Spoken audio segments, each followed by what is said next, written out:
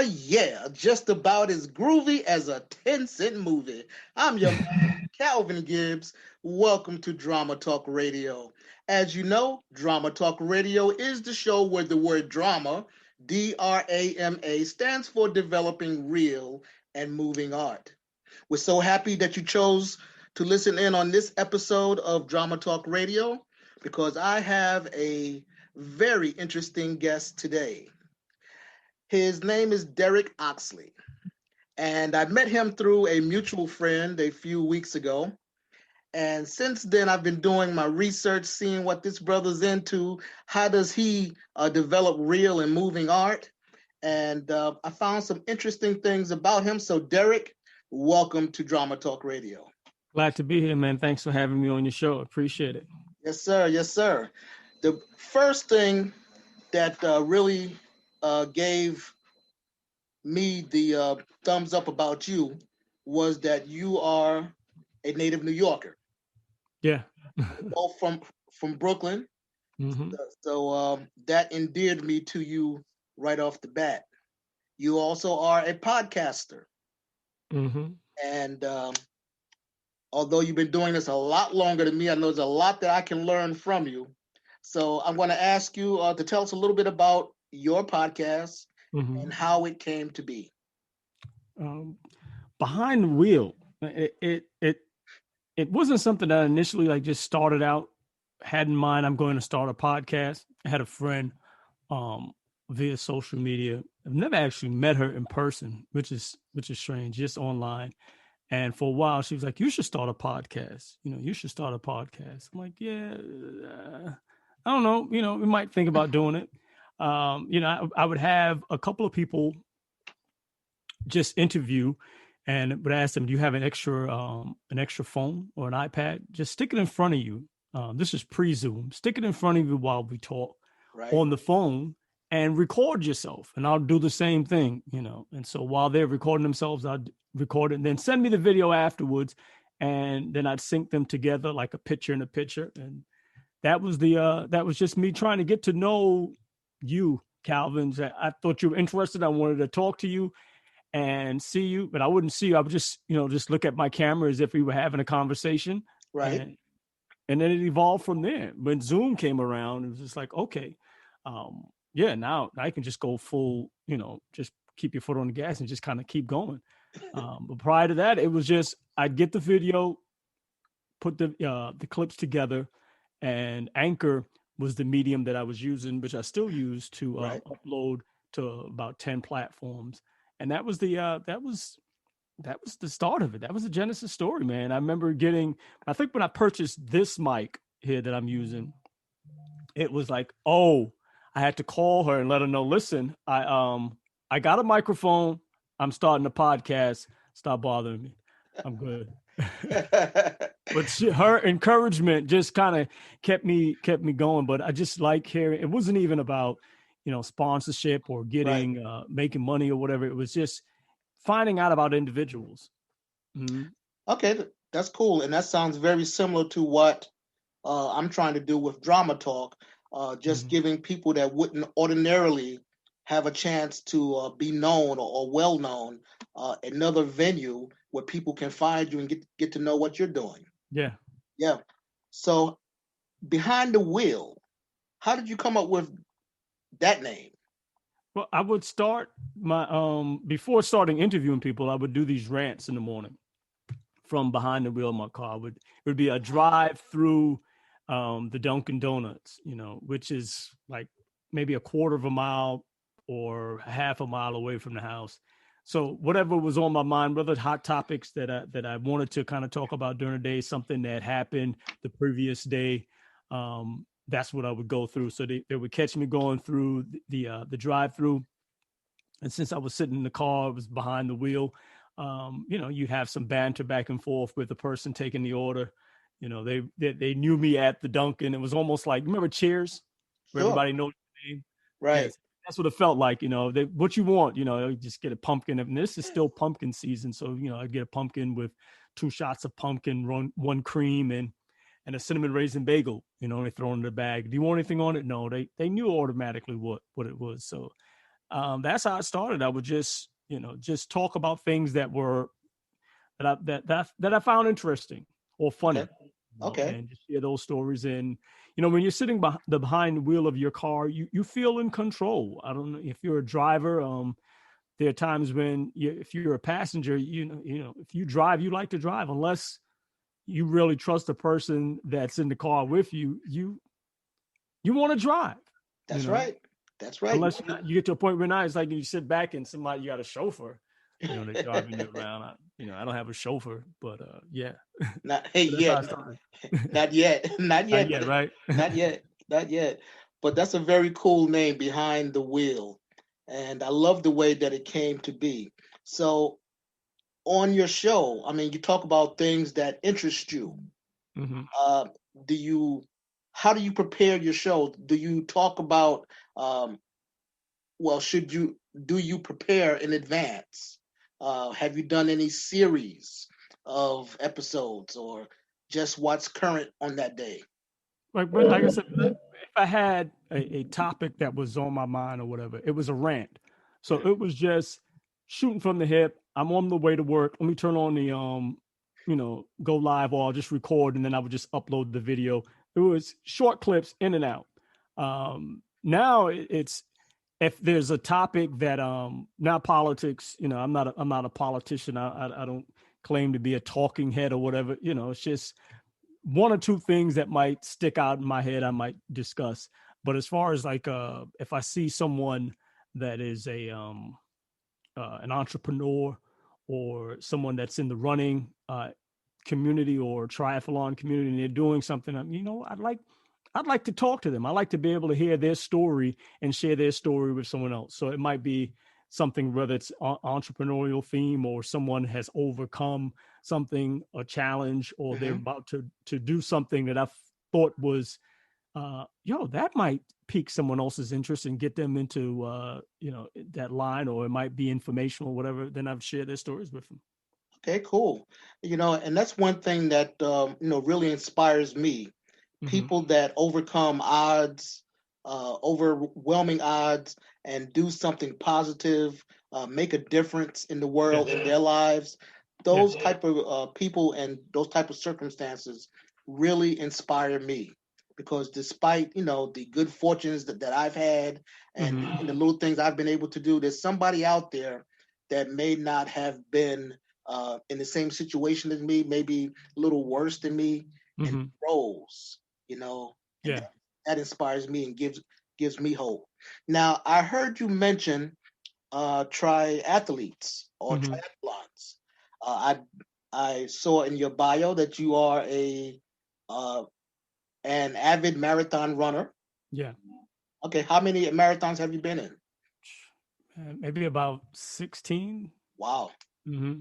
Have you ever done the New York Marathon? Yeah, I've done New York. Yeah. Okay. When I lived in Brooklyn, I would always go. I lived in an area called Fort Greene, Mm-hmm. and I would go to Washington Avenue and Lafayette Avenue, right on that Okay. corner. And I did that for about 10 years, Mm. watching the runners go by, man. So Ah, man. I might have seen you back in those days. Uh-uh. And you're also a sneakerholic, Yeah. a Yeah. sneakerholic.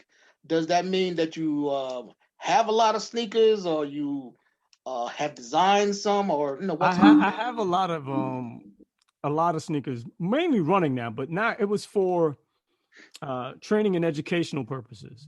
So occasionally I would write reviews on them, and that's how I sort of like justified my purchases. Or some brands would send them to me, and you just write a review of them online. And I've kind of scaled back somewhat. There may be times that if you're running in them, they're going to get wore out, so you have to re up. So right, right. I've tried to you have to do that, because after a while, the cushion, the EVA or whatever foam they're using, after a certain amount of miles, like tires, you got to get a new set of tires. So you got to get a Okay. new set of wheels. Okay. Mm-hmm. Now you didn't actually answer my question. No, I don't design any sneakers. Are you familiar with the TV show Blackish? Yeah. And Andre Johnson has his closet. full of sneakers? Mm-hmm. How many pairs do you have? I don't know. I haven't counted them. Okay. Yeah, I haven't counted them. I don't have a closet full. Like, I have some in the kitchen. I do have some in the closet. I have some underneath the kitchen cabinet. You know, Okay. they're stashed strategically throughout the studio. I have a couch and kind of pull the couch back, and there's some stash behind the Okay. couch. Okay. So it sounds like, needless to say, you have quite a few pairs. I have a few. Yeah, Okay. I'm selling some of them too. You know, just to offload them because you can't. You know, I've given several away to my kids or whatever, but you can't wear them after a while. It's just like, okay, I need to offload some of these because I'm never gonna wear them out Right. completely. So there's some that Right. I circulate that I run in, and you donate some or whatever, and yeah, it just you have to do something with them. They can't take them with you. That is true. That is true. I know my wife loves shoes, Yeah. and she actually has a closet for her shoes. Mm-hmm. And I don't bother her. I don't bother them. You Mm-hmm. know, happy wife, happy life. You know what I'm saying? Yeah, that's what they But say. I know that I don't need that many because I can't Mm-hmm. wear them all at any particular time. I'm not going to wear them down or wear Yeah. them out. So I'm good. So let's talk about podcasting a bit, Mm-hmm. and any advice that you would give to a up and coming podcaster, especially since March and the shelter in place and the pandemic. It Mm-hmm. seems that podcasts are popping up all over the place, and I've listened to quite a few of them. Mm-hmm. Some are good, some have a good, uh, as they say, they have a good team, but they need Mm-hmm. a new coach. They need some guidance or some refinement. So, what is your recommendation to someone just starting out as a pod that wants to start as a podcaster? Just find something that you're passionate about, that you really enjoy talking about, and do that. It's like the wild wild west. Even though it's been around for a minute, you know, it's radio has been here, and then you think about this is like the next iteration. Podcasting, it's been around for, yeah, I would say even back like 2005, Right. even probably before then, but it's really starting to pick up some momentum now. When you think about like shows like Serial or This American Life, um, that have really kind of set like the groundwork for what you can do. And like I said, it's like the wild wild west. So if there's more to it than just, I just want to interview someone, I just want to talk to them, that's fine. You have some great shows. You have solo shows. It's just an individual talking into a microphone. You have some teams and you have some panels. You know the you got the whole gamut, man. You can do drama. You can do a show just with you're writing out scenes, and you've got characters. You can do documentaries. You can Yeah. do, there's so much that you can do. It just depends on what you want to do with it. You think about the industry and where it's going, and you think about the individual. So it's like, what let me find my lane. What do I want to do? And that's the thing. Just kind of like experiment. Yeah. Yeah. And my thing that I love about podcasting is that you can get started on a very small budget. Mm-hmm. A lot of people think. I was talking to a friend of mine a couple weeks ago and telling Mm-hmm. her about this show. She's like, "Oh, I've been wanting to do that forever, but I don't have, the microphones. I don't have the money. I don't have the soundproof for the walls and all." Mm-hmm. I was like, that's all well and good, and if you want that, that can come, Mm-hmm. but you can actually start on a very modest budget. Yeah. You want to get a decent microphone, um, and some headsets. Yeah. Yeah. I mean, if you really just want to get started, your cell phone, Cell phone, yeah. you know, um, at the bottom they have this you've got your lightning port at the bottom. There is a microphone. Shure makes a microphone that connects right into your cellular phone. It just kind of ups the sound. Some people have secured themselves inside of a closet. Serial Criminal, when she started, they started that show and she was recording in the closet, under a blanket. You know what I mean? Yeah. So you're thinking about like, where do I want to go? You can get some amazing sound in the I'm looking for something. You can get some amazing sound. Like this is a Shure. So there are times when I'm recording in the car, right? And I'll have this hang from the visor. So I'm talking directly into the mic, Right. And so now the car door is closed. And so now you have like, in essence, a soundproof studio. Just hopefully no one comes by and, sirens or anything, and you're good.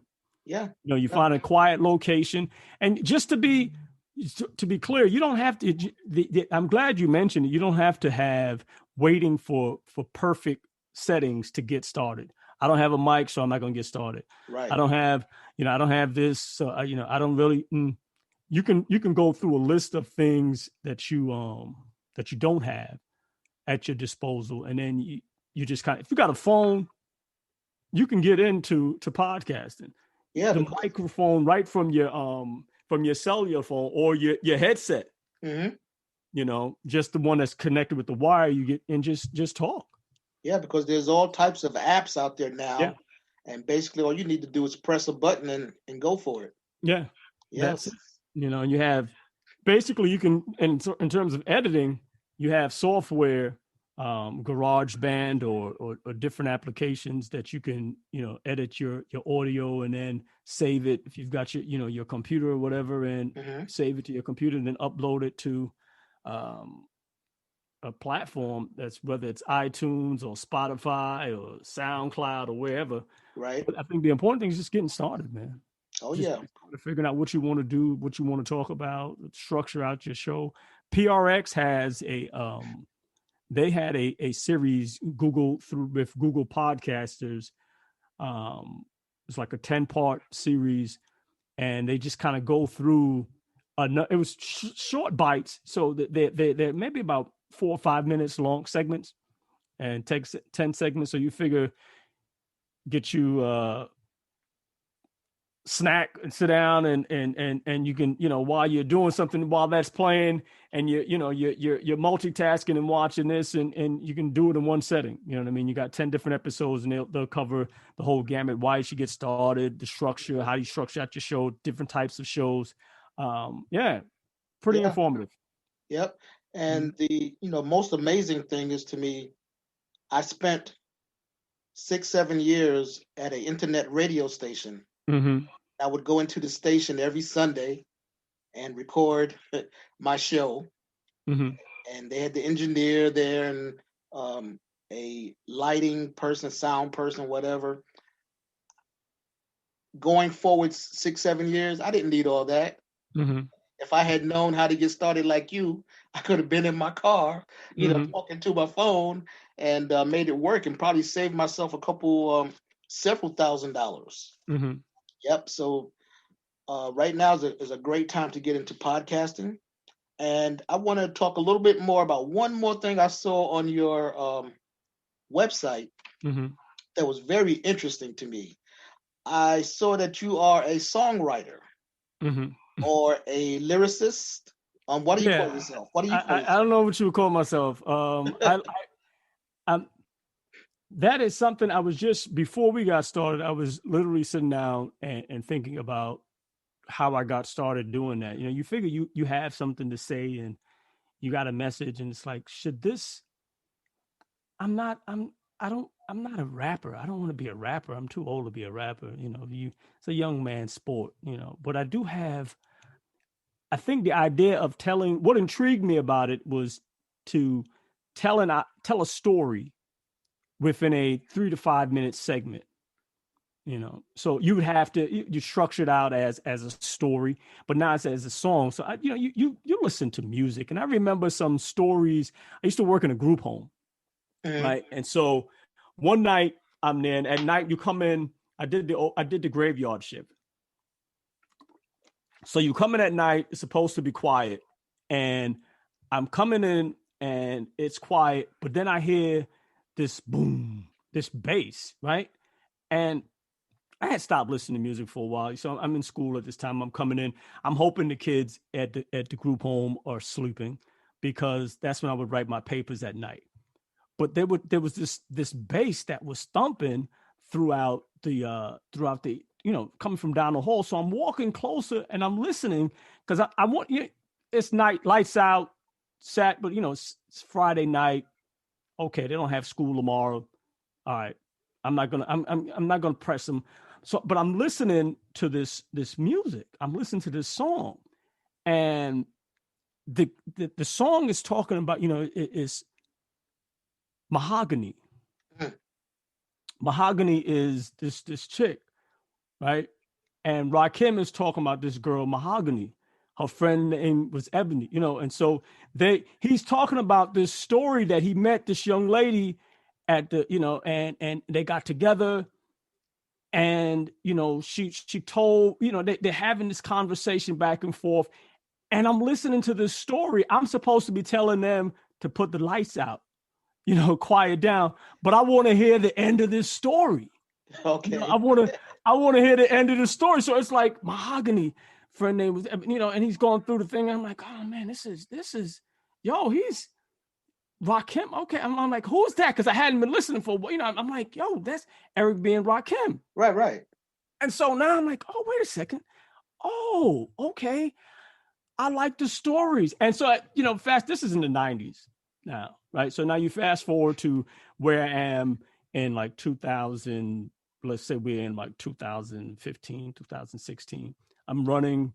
And within the running community, I start to realize it's like some t-shirt wars or whatever. You have people who are in Chicago, and you have folks who are down in Atlanta. You have people in New York. You got these different run groups online, and you have white running groups and you got black running groups. You got people who are fast, and you got people who just run. There's a whole community of runners. Now, for 2 years straight, my sister talked to me about running. And I was like, I'll get to it. I wasn't thinking about running. I was like 200 and some change, and running was not the only thing I was running to do was to get out of the car, get out of the rain.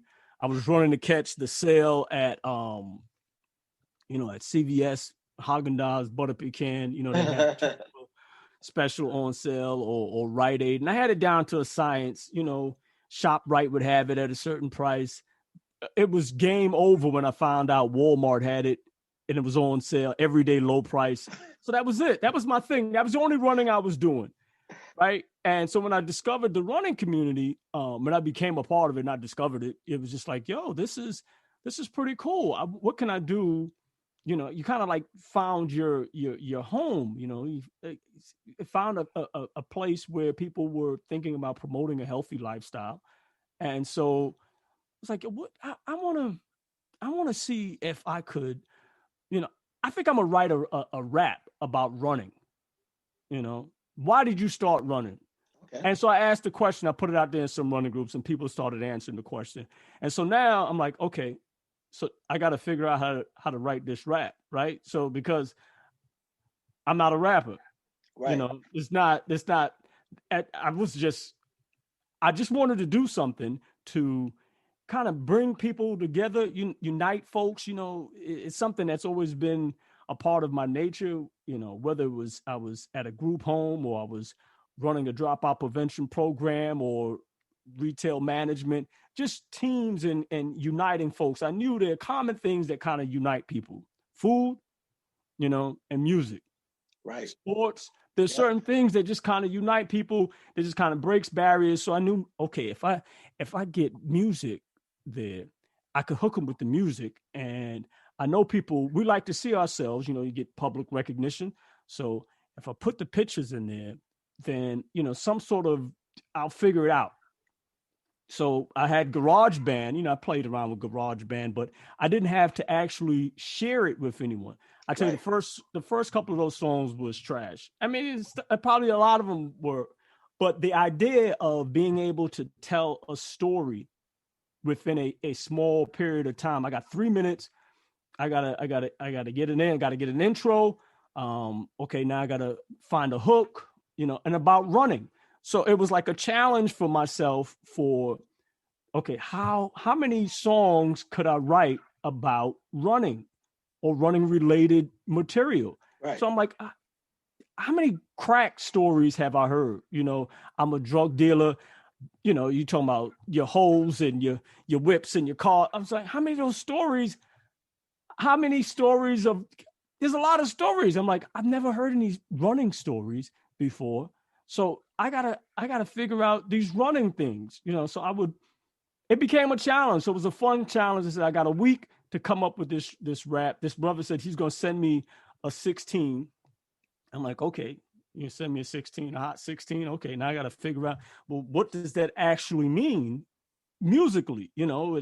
I got to, because I listen to music, like I can tell I like this. I don't particularly care for that. You know what I Right. mean? Right. Right. Like Fab Five Freddy, the first host of Yo MTV Raps, lived right around the corner from me. So I remember him talking about, going to block parties and, the speakers, the getting the power from the street light, Right. And so Absolutely. understanding that, then you hear Nas song, they shooting. Yeah, they would always start shooting and the party's over. So I had an ear for music. I know what I like. I know what was hot and what was trash or whatever. So I said, okay, I think I could, but I never tried picking up a microphone. And even in talking and doing a podcast, I wasn't doing a podcast then. I just figured, I think I could, do this song. I could. So I tried it, the first one, and then okay, that's the first week. 1 week down. Hey, yeah, let's do it next week. And what happened is people would tune in just to see themselves. I don't know if they was listening or not, but I said, okay, well, I'll put their pictures in. So you're grabbing pictures from different people online. They have this thing within the running community. You run on a Saturday or a Sunday, and then on Monday they put on their medals and they're proud about their medal. Now, most of the people are not winning. You know what I Right. mean? So they're basically participation medals when you think about, and which is what I found so hilarious to me, is there were some adults who were criticizing millennials for, giving them participation medals. Mm. Everybody's winning. Like, we all not winning. No, everybody get trophies at the end. These soccer Right. games, everybody got trophies. And you're sending the wrong message. I'm like, these participation medals, which you pay for and you get your shirt and you get your medal, is basically the same thing. You know what I Yep. mean? That's right. They So are. I would just okay. So I'm just gonna do this, and next thing you know, it's 2 years in, and I'm writing a song every week, and it became like a routine. And what did I learn from it? It was is what the piece is about, and it became like a thing of, it became therapeutic, man. So running and writing, together, it just, you find out stuff about myself. I was talking about things that I didn't, that were that I hadn't talked about, Hmm. for, because I didn't have a reason to talk about it. It didn't come up. So now it's like, oh, there are topics that you know that were in me that weren't even raised, weren't discussed in years. Like I had a mentor, my modern day Joe Clark, Mr. Frank Mickens. He was a part of my life, for 4 years. And so, and in that, there was like a mystery, because people were like, well, I don't know much about you. People say, I don't know, you're doing these things, but people don't know anything about you. And so then I would start sharing a little bit about myself. And I found out there are stories there are people you connect to because you connect to their stories. Mm. We connect to each other based off of their stories. Like and you start to feel like somebody. I remember where I'm from. I'm from Brooklyn. I'm from Marcy, and I remember this thing, and so people are taking you along this ride, and you're traveling with them along this journey. And yeah, so it's just, okay, telling stories is just something that's fascinating. So this whole idea of being able to share that and incorporate music with it, um, it's it's music is powerful, man. Oh yes, it is. You It know, absolutely is. And one of the ones that I liked on your page was the Fire Next Time. yeah. Yeah, I really dug dug that one. It's Hmm. uh it's deep, and I would definitely recommend that the listeners go to your page. We're going to give them your page address at the end, Hmm. and check some of these out because I think it's a phenomenal thing. It's a, as you said, to tell a story in 3 minutes and to have some musical tracks underneath of it Yeah. is a great thing. And that's about the limit that people will give you these days, three to Hmm. 5 minutes. If you get them in 3 to 5 minutes, you got them good. Yeah. Yeah. If it's going 7 minutes or longer, you might lose them. Hmm. Might lose them. So it's a very good thing. Um, we're getting close to the end, Derek. I want to ask you, for the listeners, how can they find out more about you? Your websites, any links you want to share? Yeah. Everything you can go to Derek, Oxley at .com,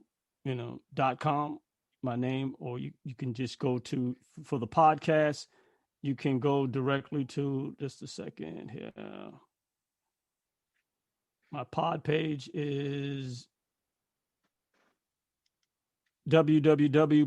www.podpage.com at behind the wheel, and that'll have all the show, all the most current shows, the podcasts, all that stuff is up there. Fantastic. So, Derek, what's next for you? What Um, what's your next project? Your next mountain you're going to climb? but the next mountain I want to climb is a project that we're doing together with some creative people. Pat is involved, and she's in the theater. You have a professor who's out in California, who actually teaches the theater. I believe that he has some writers within the running community. There are people who have these stories, and they may not want to be necessarily on camera or thinking they could be on camera or whatever, but they have journals. So you're thinking about people who have these journals or these stories and who write. Um, so I want to be able to share those stories and via podcasts where it's just now it's a show, and people are tuning in. Um, and they want to find out what's going to happen to next week with this character, and Okay. it's passive while you're listening on the road. I don't know how many different podcasts I tune into, or whether it's a master class or a TED talk while I'm out on the road. You think about the number of people who, whether it's Lyft, Uber, Amazon drivers, they're out on the road. There's music that you're listening to. There's about so much music you're going to listen to, Right. right? And then you say, I want to switch it up. So you have an 8-hour segment on the road. You're just not all listening to trap music. And it's not. You might switch it up during the day. You might have some talk sports in there. So we're gonna have a little pocket, a little sliver of time that while people are out on the road. I want to tune into this show because I want to find out what's going on, with this particular character that's out there. Like, yo, what happened to them? Yo, last time we left off, you know, this is what's happening. They were in the police station and he was getting interrogated. And what happened? What happened? People want to find out what's going on. So being Yep. able to share stories with people, I think, is great. Taking the folks who were on the podcast, and then whether it's an athlete or an entrepreneur, and then have them featured in the magazine. So we're going to be doing a magazine and Run Utainment, which is running an entertainment, and then we have U Inc., where you're a company, and so primarily for people who realize, what, I might think about, I'm at a crossroads in my life, or I'm thinking about starting a business. Um, and understanding you are a business, whether you want to admit it or not. You're a brand. And so what is your brand going to stand for? What are you going to stand for? All you know right. I go into retail establishments, people, I want to have my own business. And I'm like, now would be the perfect time to practice customer service while somebody's paying you to provide customer service. So just being able to flip it and understand, like, yo, there is the time that you're spending there, like the attitude, you got to understand, like, yo, like, I'm not trying to beat nobody over the head, but you got to look at it as an opportunity. Because now if you're here and they paying me to interact with people. So while I'm here, okay, so if they paying me to interact with people, okay, what can I get? What else can I get from the company while I'm there? Because I'm going to practice talking to people while I'm there. I'm going to practice making you happy. I'm going to practice focusing. I'm not going to allow you to get me upset because you're controlling me. Like, how could you give somebody that much control over you? Like a total stranger? I mean, you can have your good days, you can have your bad days. But when you start thinking about it, like, while you're there, you're behind the counter. Now you have to maintain your composure. That's a little harder. It's easy to, I ain't doing all that, man. It's easy to just flip out. It's easy to flip out. It really is. And when you talk about opportunity, I heard something recently, and it is so true. While you're waiting, if opportunity is not knocking, then build a door. Mm-hmm. Take that time, build the door, and make sure the opportunity has something to knock on. Yeah. You answer it when it comes. Yeah. So, what's funny, you said it, and like I said, you got to wrap up, you got to go or whatever, but there's this comedians in cars getting coffee. And so Alec Baldwin is sitting down with Jerry Seinfeld, and he says this thing where he's talking about the talent commission, and people find out that we're from the talent commission. They're gonna come knock on your door. We heard a lot about you. They're coming to get you. He said, "There's nobody from the talent commission coming to get you. If you want it, you got to get up and go get it." He said, "You sitting around waiting for somebody to come knock on the door. It ain't gonna happen." That's right. You got to get up and knock. You got to go get it, man. You're right. You got to go get it. Build that door. Build that door. That's right. Now waiting. You might be waiting for a knock that's not going to happen. That's right. And it's all cool having faith and everything like that, but sometimes it helps if you build that door.